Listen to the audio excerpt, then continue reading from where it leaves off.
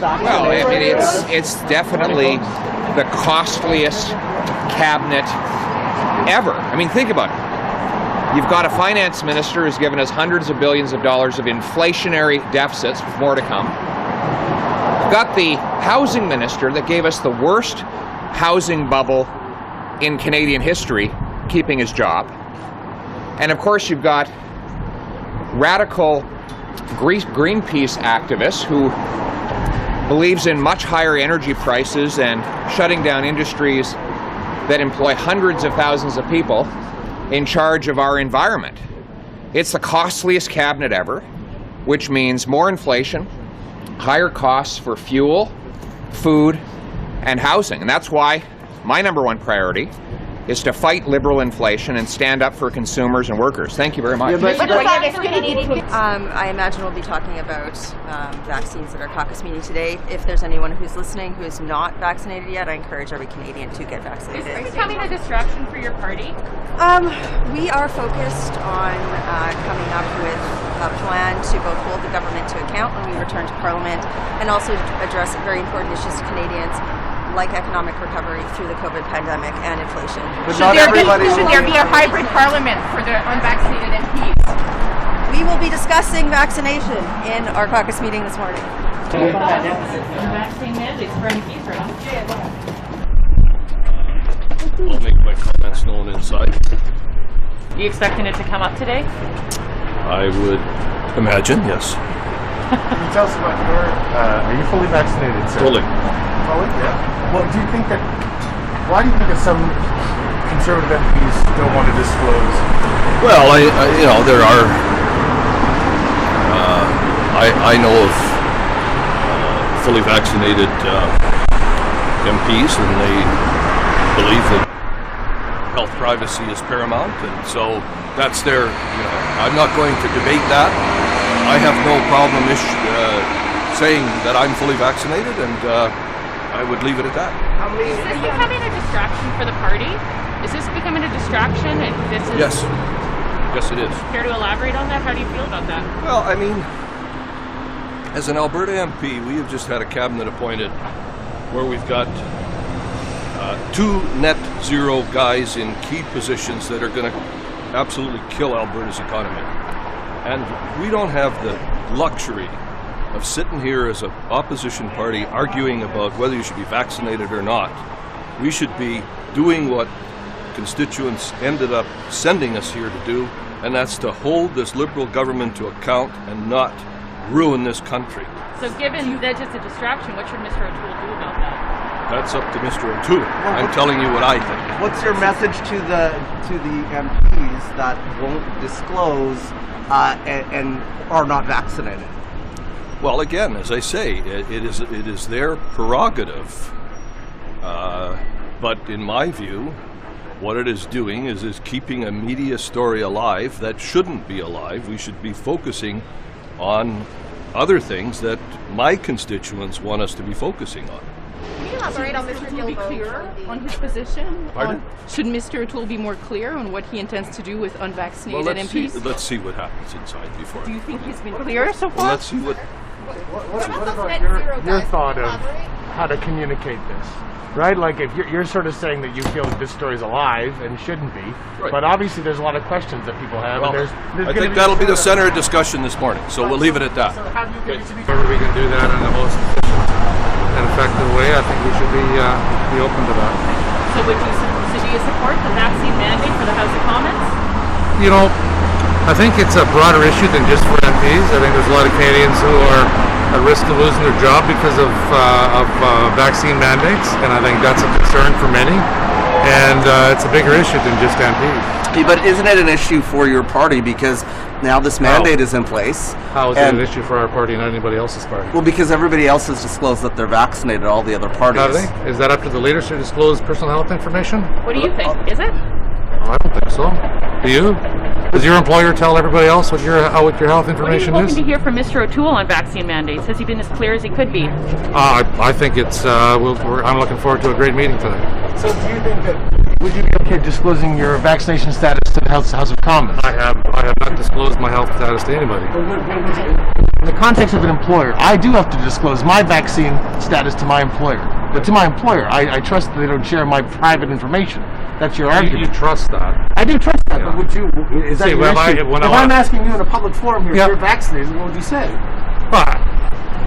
You can draw your own inference by my ability to enter the House of Commons. I'll leave it at that. Do you think this is becoming too much of a distraction? That you guys need to make this decision and move on? Us is a distraction. I think the whole issue is a distraction. I think Trudeau's done a great job of dividing Canadians. Period. Thanks. We're clear during the election that we believe that the vaccine mandate was too prescriptive, and that there should be options for people who weren't able to have the vaccine. We talked about rapid testing a lot, that sort of thing, and that's what I'm certainly worried about, is my constituents who are unable to be vaccinated and are going to be punished by this vaccine mandate. So I've been focused on standing up for them and talking about options like rapid testing for my constituents. They should be entitled to EI, things like that. I think it's critical that we're clear on those positions that I believe we were very clear during the election. We opposed Trudeau's mandate. I think we should be clear now. And then what does that mean in terms of getting all of you guys into the House of Commons? Well, to me, that's a secondary concern. I think I'm more concerned about my constituents who are being impacted by these mandates, people who are being told if they're unable to be vaccinated, they're going to be fired, and have been told by Trudeau that they will not even be eligible for EI. I think that's discriminatory. I think it's punitive. I don't think it actually serves a public health purpose. So that's people I'm fighting for. I'm not here to fight for myself. I'm not here to fight for 338 other people. I'm here to fight for my constituents. How do you think Mr. O'Toole has handled this issue since the election? Pardon me? How do you think your leader has handled this issue since the election? You said he was clear during the election. What about now? Well, I think that we need to be clear. I think that we need to be very clear that we are still opposed to Justin Trudeau's mandate without reasonable accommodations for people who are unable to be vaccinated. That needs to be very clear in everything that we say. That needs to be clear as it was during the election, that we believe in choice for Canadians, and that we believe that where people are unable to be vaccinated, they should have another option like rapid testing. All of you that were on the planes all over the country with people during the campaign with the different leaders, we're all rapid testing. It works. We're using it. But it was mandated for us to be vaccinated to be on the Conservative plane. And you were vaccinated. You were also using rapid testing. You keep saying unable to be vaccinated. There's a difference between a medical exemption and the requirements. What about the unwilling, the people who are just simply unwilling to be vaccinated? Do you draw a distinction there? In May, Justin Trudeau said people that were unwilling to be vaccinated need to be accommodated. So his position is the extreme position. His position is the one that has been unclear. And we believe that there needs to be exemptions, reasonable accommodations for people who are unable to be vaccinated. Thanks. I got to get inside. Thank you. Moi, je suis doublement vacciné, puis c'est une question qu'on va sûrement aborder aujourd'hui lors du caucus, donc on va attendre d'avoir les conclusions de nos discussions. Est-ce qu'il y a un malaise avec vos collègues qui refusent d'être vaccinés, de décoller par le national? Non, j'ai pas de malaise avec mes collègues qui ont des opinions différentes présentement avec le vaccin. Moi, je suis doublement vacciné, puis pour moi, c'est important de l'être pour les citoyens de Mégantic-Lérable aussi. Est-ce que vos collègues non vaccinés devraient être capables d'entrer à la Chambre des communes? Est-ce que c'est leur parlementaire? The key thing that matters is that the federal government get to work and help Lytton, British Columbia rebuild Mission Matsqui Fraser Canyon, 22,000 square kilometers of ruggedness, the #1 riding in Canada, faced some of the worst environmental disasters in the summer. This election held us from doing the necessary work to get people housing, to work with Lytton First Nation, and we got to get stuff done because I got people living in trailers and tents because their house burned down when we went through 3 days of the hottest temperatures ever recorded in Canadian history. We got to rebuild Lytton. What ideology are you talking about? I will be there to fight for my constituents and stand up for everyone in Mission. I am going to be in the House of Commons on November 22nd, and I will be there to fight for all of my constituents. Was there any resolution on vaccine mandates in there? There was a lot of talk going in. Yeah, we had a great conversation as a caucus today. I'm sure our leaders can have more to say about it.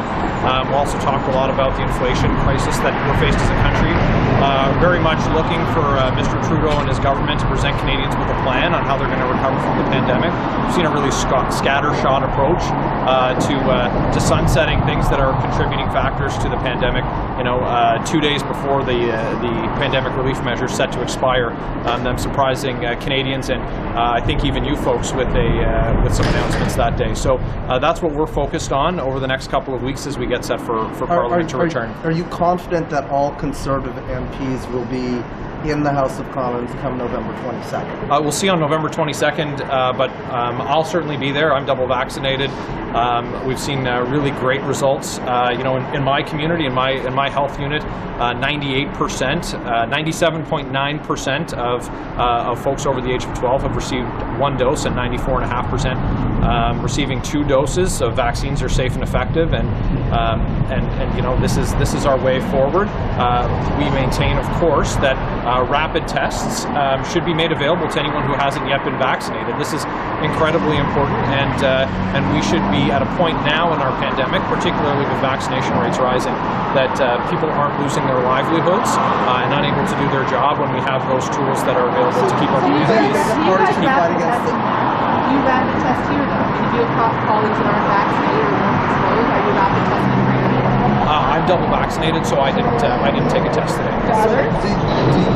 I didn't take a test today. Do you feel as though a BOIE mandate needs to be challenged by your party?